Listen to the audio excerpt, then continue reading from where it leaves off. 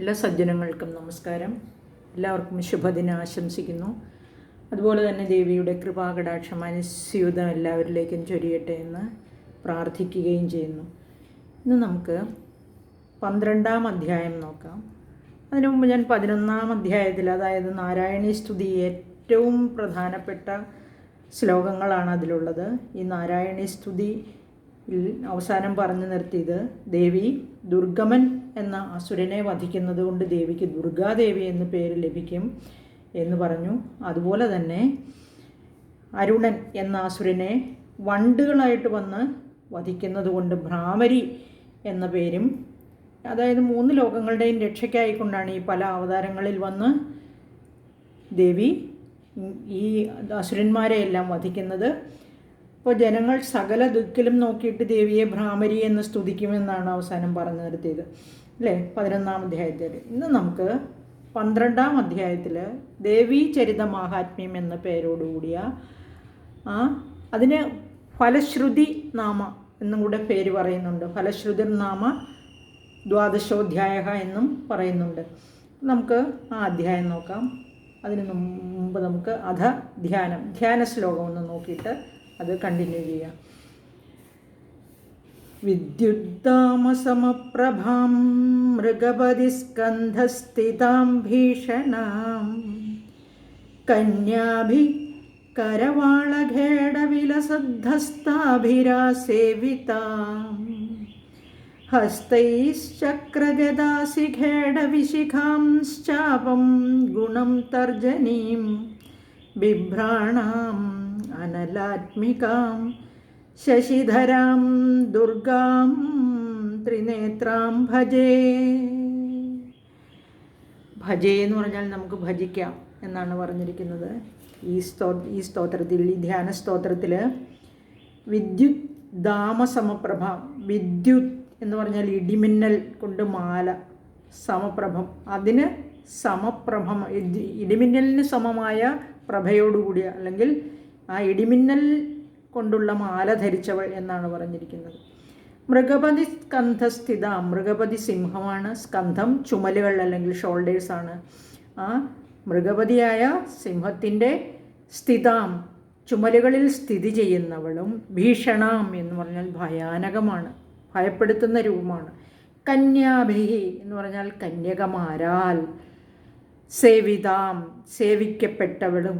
ഇനി ആ കന്യകമാരുടെ ഹസ്തൈശ്ചക്ര ഗദാസിഖേട വിശിഖാംശാപം ഗുണം തർജനിം, അത് ദേവിയുടെ കൈകളിലാണ്. കന്യാഭി കരവാള ഖേട വിലസദ് ഹസ്താഭിരാസേവിതം എന്നാണ്. കന്യകമാരുടെ കൈകളിൽ കരവാളം, ഖേടം, അതുപോലെ തന്നെ ഇവിടെ ഈ കരവാളം, ഖേടം മുതലായവകൾ വിലസുന്നു എന്ന് പറഞ്ഞാൽ പ്രകാശിക്കുന്നു എന്നാണ്. ഇവിടെ ആസേവിതാം സേവിക്കപ്പെടുന്നു, ഹസ്താഭി എന്ന് പറഞ്ഞാൽ കൈകളിൽ, കന്യകമാരുടെ കൈകളിൽ, വിലസത് എന്ന് പറഞ്ഞാൽ പ്രകാശിക്കുന്നു. കരവാളം എന്ന് പറഞ്ഞാൽ ഈ വാളല്ല, നമ്മൾ ഈ അരിവാൾ പോലെ അറ്റം വളഞ്ഞ് ഈ വെളിച്ചപ്പാട് ഒക്കെ വരുമ്പോൾ അവരുടെ കയ്യിലിരിക്കുന്ന വാളില്ലേ, അതുപോലത്തെ വാളിനെയാണ് കരവാളം എന്ന് പറഞ്ഞത്. ഖേടം പരിചയമാണ്. ഹസ്തൈസ് ചക്രം, അതായത് പിന്നെ അവരുടെ കൈകളിലുള്ള ആ ചക്രം എന്നുദ്ദേശിച്ചിരിക്കുന്നത് ആ നമ്മൾ സാധാരണ ദേവിയുടെ കയ്യിൽ കാണുന്ന ചക്രം തന്നെ. അതിങ്ങനെ ബിഭ്രാണം എന്ന് പറഞ്ഞാൽ അതും പ്രകാശിക്കുന്നു, സൂര്യരശ്മികൾ തട്ടി പ്രകാശിക്കുന്നത് പോലെ തന്നെ. ഇനി ദേവിയുടെ കൈകളിൽ എന്തെല്ലാം ഉണ്ടെന്ന് നോക്കാം. ചക്രം, അത് ചക്രം തന്നെ. വിശിഖം എന്ന് പറഞ്ഞാൽ അമ്പ്, ചാപം വില്ല്, ഗദ അസി വാളും ഗദയും. പിന്നെ ഈ ഗദയുടെ തന്നെ വേറൊരു പരിച്ഛേദമാണ് ഈ ഖേടം എന്ന് പറയുന്നത്.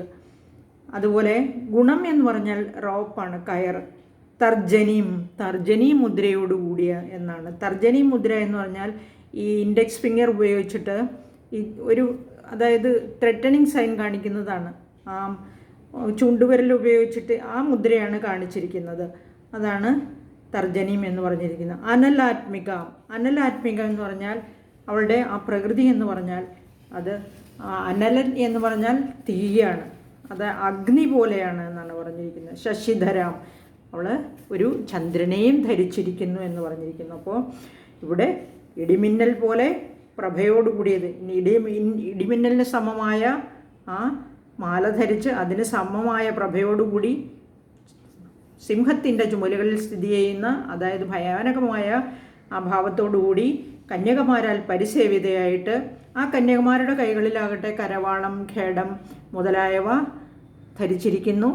അതുപോലെ ദേവിയുടെ കൈകളിലാണെങ്കിൽ ഗദയുണ്ട്, അതുപോലെ ഖേടം, അമ്പ്, വില്ല്, അതുപോലെ കയറ്, പിന്നെ ഒരു കയ്യിലാണെങ്കിൽ തർജനി മുദ്രയും കാണിച്ചിരിക്കുന്നു. അതുപോലെ ബിഭ്രാണം എന്ന് പറഞ്ഞാൽ അലങ്കരിച്ചിരിക്കുന്നു. അലലാത്മികാം ശശിധരാം ദുർഗാം, അത് അഗ്നി പോലെ ജ്വലിക്കുന്ന ചന്ദ്രനെ ആഭരണമായി ധരിച്ചിരിക്കുന്ന ആ ദുർഗാദേവിയെ നമുക്ക് ഭജിക്കാം. അതുപോലെ ത്രിനേത്രാം ഭജയ എന്നാണ്. ത്രിനേത്രാം നമ്മൾ കഴിഞ്ഞ അധ്യായത്തിൽ പഠിച്ചു. ഒരു കണ്ണിൽ സൂര്യനും ഒരു കണ്ണിൽ ചന്ദ്രനും ഒരു കണ്ണിൽ അഗ്നിയുമാണ്. അങ്ങനെ 3 കണ്ണുകളോടുകൂടിയ ഈ ദുർഗാദേവിയെ ഭജിക്കാമെന്നാണ് പറഞ്ഞിരിക്കുന്നത്. ഇനി നമുക്ക് ശ്ലോകങ്ങളിലേക്ക് പോകാം. ഇവിടെ ദേവി ഉവാച എന്നാണ് ഫസ്റ്റ് ശ്ലോകം.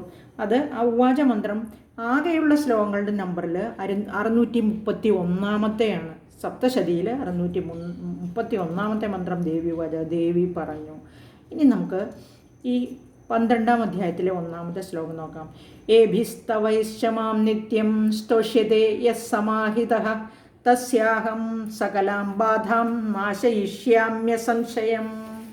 ഏഭിസ്തവൈശ്ചമാം നിത്യം എന്ന് പറഞ്ഞാൽ ഈ സ്തോത്രങ്ങളെ കൊണ്ട്, സ്തവൈഹി എന്ന് പറഞ്ഞാൽ ഈ സ്തോത്രങ്ങളെ കൊണ്ട്, നിത്യം മാം സ്തോഷ്യതേ എന്നും എന്നെ സ്തുതിക്കുന്നുവോ. ആരാണോ യഹ സമാഹിതഃ എന്നാ പറഞ്ഞിരിക്കുന്നത്.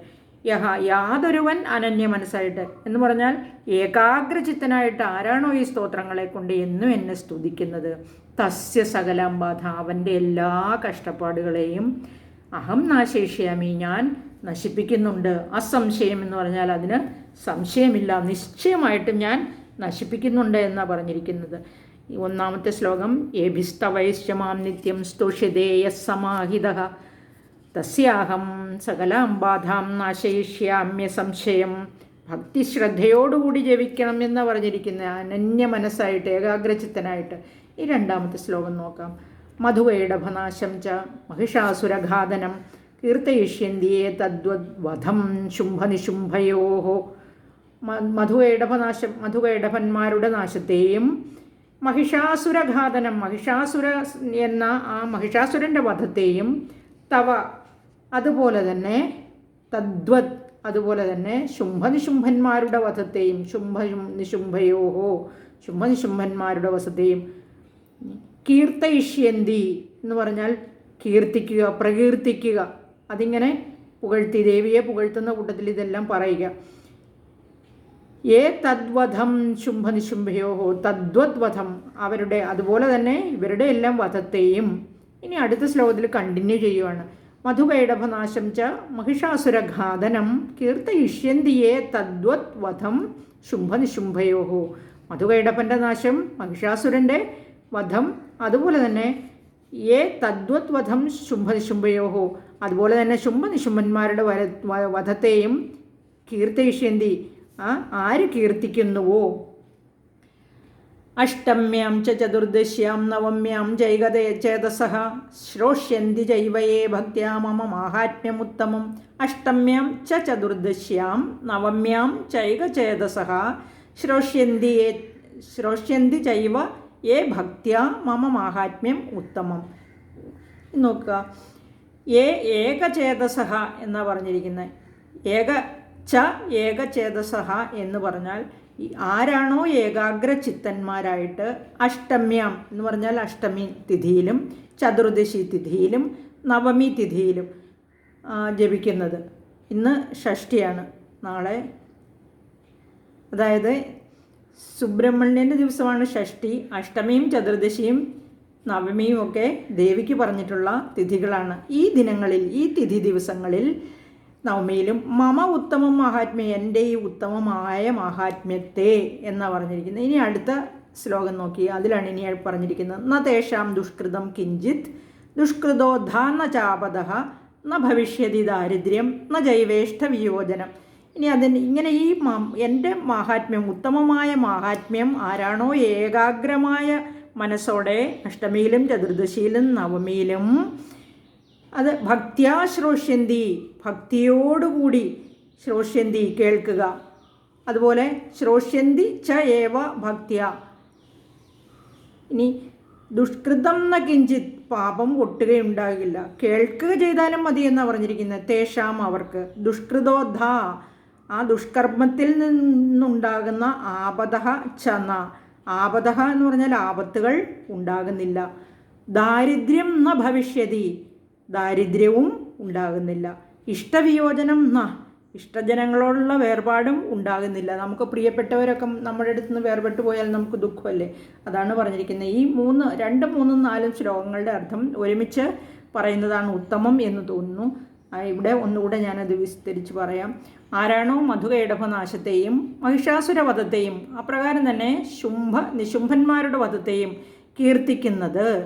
പ്രകീർത്തിക്കുന്നത് അവർ, അല്ലെങ്കിൽ ആരാണോ ഏകാഗ്രചിത്തന്മാരായിട്ട് അഷ്ടമി ചതുർദശി നവമി തിഥികളിൽ എൻ്റെ ഈ ഉത്തമമായ മഹാത്മ്യത്തെ ഭക്തിയോടുകൂടി കേൾക്കുന്നത്, അവർക്ക് ഒട്ടും തന്നെ പാപം ഉണ്ടാകുകയില്ല. അവരിൽ നിന്ന് പാപമെല്ലാം അകന്നു നിൽക്കും. അതുപോലെ തന്നെ ദുഷ്കർമ്മങ്ങളിൽ നിന്നുണ്ടാകുന്ന ആപത്തുകളും സംഭവിക്കുകയില്ല. അവർക്ക് ദാരിദ്ര്യമോ ഇഷ്ടജനവിയോഗമോ ഉണ്ടാവുകയില്ല എന്ന് ദേവി ഇവിടെ പറഞ്ഞിരിക്കുകയാണ്. ഇനി നമുക്ക് 5ാമത്തെ ശ്ലോകം നോക്കാം.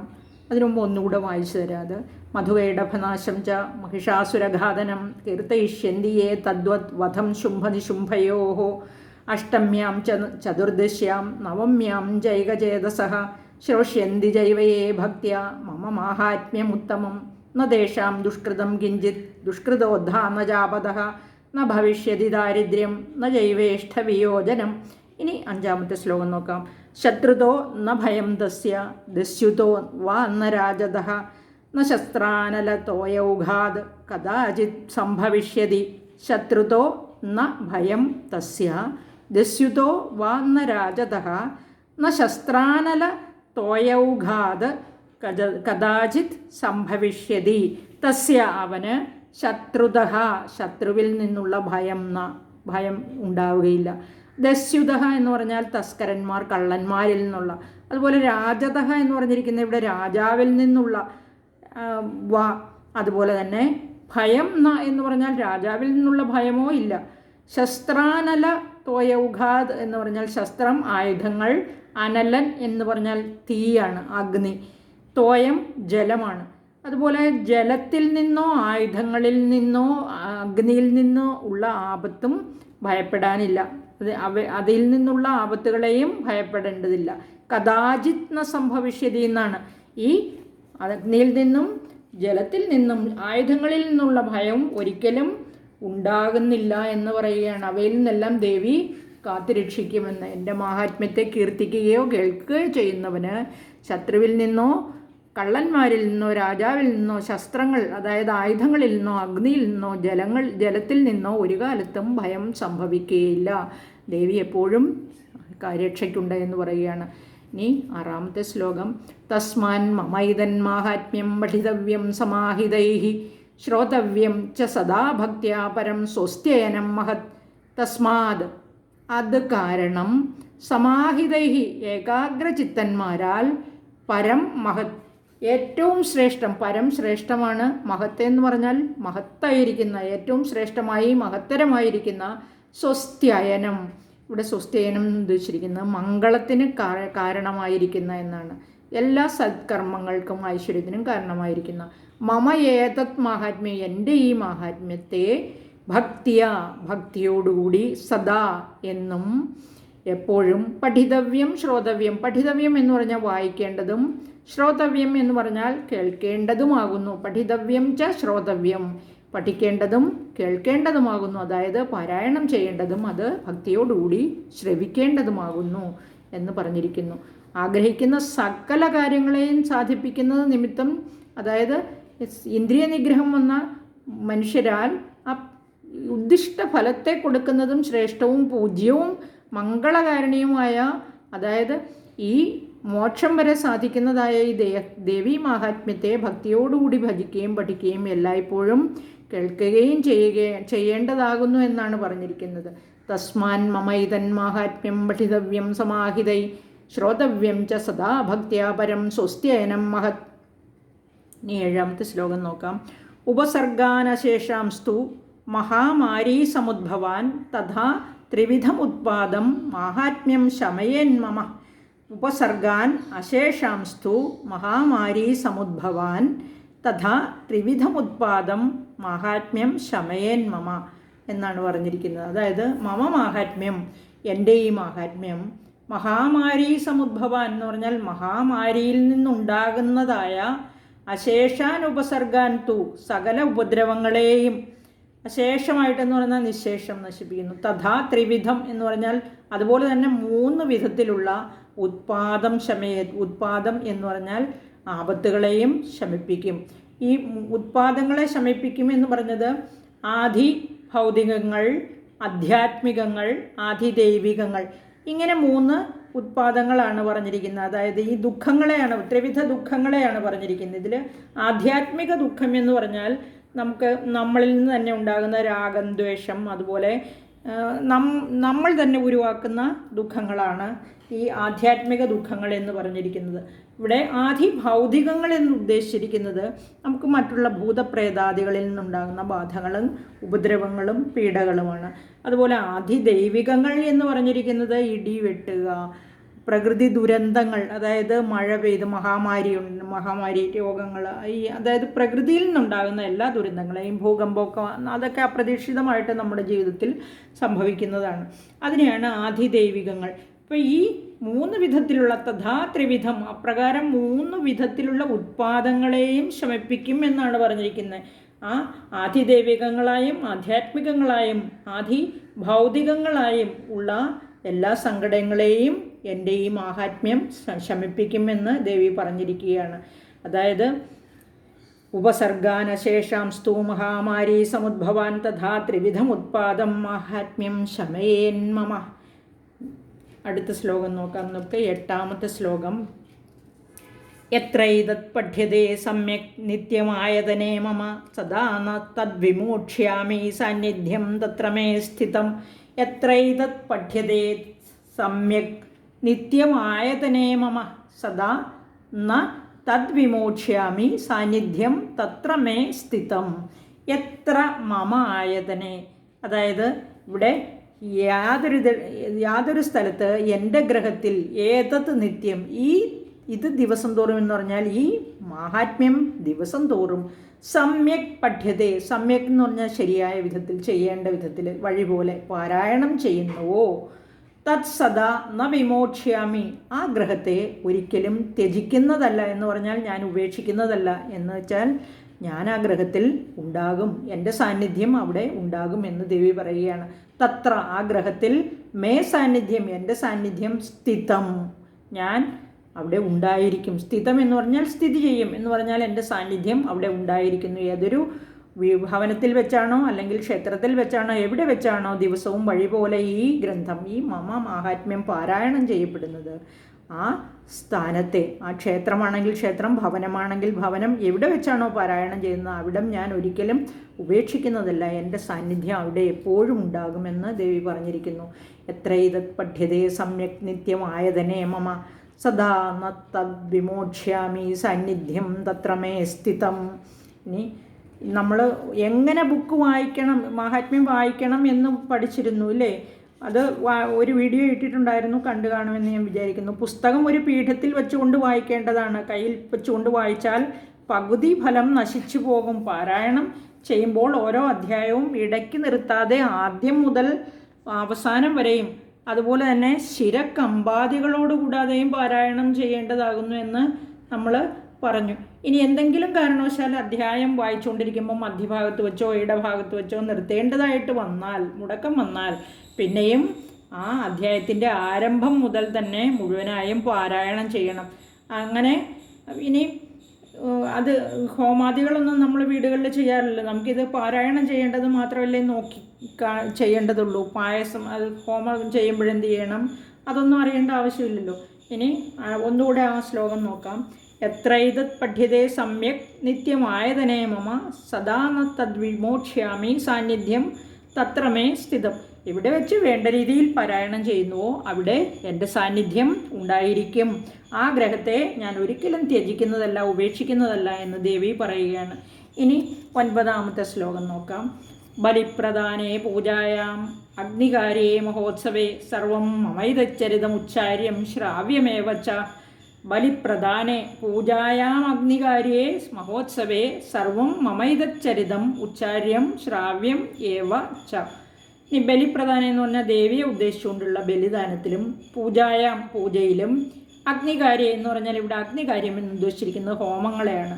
മഹോത്സവേ നമ്മൾ ഉത്സവങ്ങൾ നടക്കും, ദേവി പ്രീതിക്ക് വേണ്ടിയിട്ട് വർഷം തോറും ഉത്സവങ്ങൾ നടത്തും ഇല്ലേ. മമ ഏതത് ചരിത്രം, എൻ്റെ ഈ ചരിത്രം സർവം ഉച്ചാര്യം മുഴുവനും ഉച്ചരിക്കപ്പെടണം, ആദ്യം മുതൽ അവസാനം വരെ. ശ്രാവ്യം ഏവജ, ഉച്ചരിച്ചാൽ മാത്രം പോരാ, അത് ശ്രവിക്കുകയും വേണം. അതായത് ഉച്ചരിക്കുന്ന മുഴുവൻ തന്നെ ഉച്ചരിക്കണം, അത് മുഴുവനും കേൾക്കപ്പെടുകയും വേണം എന്നാണ് പറഞ്ഞിരിക്കുന്നത്. നമ്മൾ അമ്പലത്തിലൊക്കെ പോയാൽ നമ്മൾ ചെന്ന് തൊഴുതിട്ട് ഇങ്ങ് തിരിച്ചു പോരുമില്ലേ. ഇനി ദേവീചരിത മഹാത്മ്യം വായിക്കുന്നുണ്ടെങ്കിൽ, അങ്ങനെ പാരായണം ചെയ്യുന്നുണ്ടെങ്കിൽ അവിടെ ഇരുന്ന് അത് മുഴുവൻ കേട്ടിട്ടേ പോരാവൂ എന്നാണ്.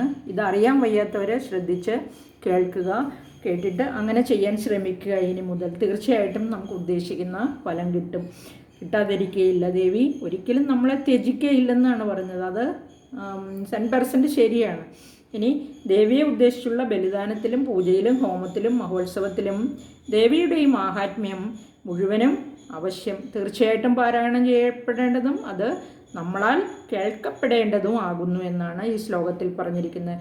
ബലിപ്രദാനേ പൂജായാം അഗ്നികാര്യേ മഹോത്സവേ സർവം മമൈതച്ചരിതമുച്ചാര്യം ശ്രാവ്യമേവ ച. ഇനി 10ാമത്തെ ശ്ലോകം നോക്കാം നമുക്ക്. ജാനദാ വാപി ബലിപൂജാം തഥാകൃതാം പ്രതീക്ഷിഷ്യാമ്യഹം പ്രീത്യ വന്യഹോമം തഥാകൃതം. ഇനി ജാനദാ വാപി എന്ന് പറഞ്ഞാൽ തഥാ ജാനദ, ഇനി ശാസ്ത്രം പറഞ്ഞിരിക്കുന്ന പ്രകാരം അറിവുള്ളവനോ, അജാനത അഭിവ, അജാനത എന്ന് പറഞ്ഞാൽ അറിവില്ലാത്തവനോ ആയിരുന്നാലും. ഇപ്പം നമ്മൾ ഈ ബുക്ക് വായിച്ചതുകൊണ്ട് നമുക്കിതിനെപ്പറ്റി അറിയാം. എനിക്ക് ഇങ്ങനെ ഈ ബുക്ക് വായിക്കുന്നത് വരെ ഇതെങ്ങനെ വായിക്കണം എന്നുള്ളതൊക്കെ വായിക്കുന്നത് വരെ എനിക്കറിയില്ലായിരുന്നു. ഞാൻ പാരായണം ചെയ്യുമെന്നല്ലാതെ ഇതിൻ്റെ ശാസ്ത്രവിധികളോ എങ്ങനെ വായിക്കണമെന്നൊന്നും ക്രമമൊന്നും എനിക്കറിയില്ലായിരുന്നു. വായിക്കും പണ്ട് മുതലേ. അപ്പോൾ അത് അറിയത്തില്ലാത്തതിൻ്റെ ഒരു ബുദ്ധിമുട്ട് ശരിക്കും മനസ്സിലുണ്ടായിരുന്നു താനും. പക്ഷേ അതിൻ്റെ അർത്ഥം അറിഞ്ഞു കഴിഞ്ഞപ്പം മനസ്സിന് ഭയങ്കരമായിട്ട് നമ്മുടെ മനസ്സിൻ്റെ കട്ടി കുറഞ്ഞ് ഇങ്ങനെ പഞ്ഞി പോലെ പറന്ന് നടക്കുന്ന ഒരു അവസ്ഥയാണ് ശരിക്കും പറഞ്ഞാൽ. അതുകൊണ്ടാണ് ഇവിടെ ആ ശാസ്ത്രത്തിൽ പറഞ്ഞിരിക്കുന്ന, ഉക്ത എന്ന് പറഞ്ഞാൽ പറഞ്ഞിരിക്കുന്ന പ്രകാരം അറിവുള്ളവനോ അജാനത അഭിവ അറിവില്ലാത്തവനോ ആയിരുന്നാലും കൃതാം ബലിപൂജാം ബലിയെയും പൂജയെയും, കൃതാം എന്ന് പറഞ്ഞാൽ ചെയ്യപ്പെട്ട ബലിയെയും പൂജയെയും, തഥാകൃതം അപ്രകാരം തന്നെ ചെയ്യപ്പെട്ട വന്യഹോമം എന്ന് പറഞ്ഞാൽ അഗ്നിയിൽ ചെയ്യപ്പെടുന്ന ഹോമത്തെയും അഹം പ്രീത്യാ പ്രതീക്ഷിഷ്യാമി ഞാൻ പ്രീതിയോടുകൂടി സ്വീകരിക്കും. അതായത് ഈ മന്ത്രം ജപിച്ചുകൊണ്ട്, ഈ ശ്ലോകം ജപിച്ചുകൊണ്ട് ബലി മുതലായ കർമ്മങ്ങളുടെ ആ വിധി പ്രകാരമുള്ള ബോധത്തോടു കൂടിയോ അല്ലാതെയോ ചെയ്യപ്പെടുന്ന പൂജാഹോമം മുതലായവയിൽ എൻ്റെ മാഹാത്മ്യത്തെ ഇങ്ങനെ ഉച്ചരിക്കുകയാണെങ്കിൽ, അതെൻ്റെ മാഹാത്മ്യത്തെ ഉച്ചരിച്ചുകൊണ്ടാണെങ്കിൽ ഞാൻ സന്തോഷത്തോടുകൂടി അതിനെ സ്വീകരിക്കും, ഞാൻ പ്രീതിപ്പെടും, എനിക്ക് പ്രീതി ഉണ്ടാകുമെന്ന് ദേവി പറഞ്ഞിരിക്കുകയാണ്. ജാനദാ വാപി ബലിപൂജാം തഥാകൃതം പ്രതീക്ഷിഷ്യാമ്യഹം പ്രീത്യ വന്യഹോമം തഥാകൃതം. ഈ 10 ശ്ലോകം നമുക്ക് ഇനി 2 കൂടെ പറയാമല്ലേ. ഇനി ശരത്കാലേ മഹാപൂജ ക്രിയതേയ ച വാർഷികി തസ്യാം മമൈതൻ മാഹാത്മ്യം ശ്രുത്വാ ഭക്തി സമന്വിതഃ. 11ാമത്തെ ശ്ലോകം. 12ാമത്തെ സർവബാധാനിർമുക്തേ ധനധാന്യസുതാന്വിതഃ മനുഷ്യോ മത്പ്രസാദേന ഭവിഷ്യതി ന സംശയഃ. ശരത്കാലേ മഹാപൂജ ക്രിയത്തെ യാ ച വാർഷികി തസ്യാം മമൈതൻ മാഹാത്മ്യം ശ്രുത്വാ ഭക്തി സമന്വിതഃ സർവബാധ വിനിർമുക്തോ ധനധാന്യ സുതാന്വിതഃ മനുഷ്യോ മത്പ്രസാദേന ഭവിഷ്യതി ന സംശയഃ. ശരത്കാലത്തിലും വർഷകാലത്തിലും ഏത് മഹാപൂജയാണോ എന്നെ പ്രീതിപ്പെടുത്താൻ വേണ്ടി ചെയ്യുന്നത്, ആ പൂജയിൽ എൻ്റെ മാഹാത്മ്യത്തെ ഭക്തിയോടുകൂടിയവനായ മനുഷ്യൻ കേട്ടിട്ട് എൻ്റെ പ്രസാദം നിമിത്തം ഞാൻ പ്രസാദിച്ചിട്ട് വലുതായ എല്ലാ പീഡകളിൽ നിന്നും മുക്തനായിട്ട് ധനധാന്യങ്ങളോടുകൂടിയും പുത്രന്മാരോടുകൂടിയും ഐശ്വര്യവാനായിട്ട് ഭവിക്കുന്നു എന്ന് ഈ ശ്ലോകങ്ങളിൽ പറഞ്ഞിരിക്കുന്നു. അതിന് സംശയമില്ല. ഭവിഷ്യതി ഭവിക്കുന്നു എന്ന സംശയ എന്ന്. നമുക്ക് ഇത് നിർത്താം. അടുത്ത വീഡിയോയിൽ ബാക്കി പറയാം. 1 തൊട്ട് 12 വരെ, 11ഉം 12ഉമാണ് ലാസ്റ്റ് പറഞ്ഞത്. സംശയമുണ്ടെങ്കിൽ നമുക്ക് അടുത്ത വീഡിയോയിൽ ഒന്നുകൂടെ വിസ്തരിച്ച് പറയാം. നിർത്തട്ടെ. നന്ദി, നമസ്കാരം. ഞാൻ കമൻറ്റ് പ്രതീക്ഷിക്കുന്നുണ്ട് കേട്ടോ. ഇല്ലെങ്കിൽ ദേവിക്കെങ്കിലും കമൻറ്റ് ഇടണം കേട്ടോ.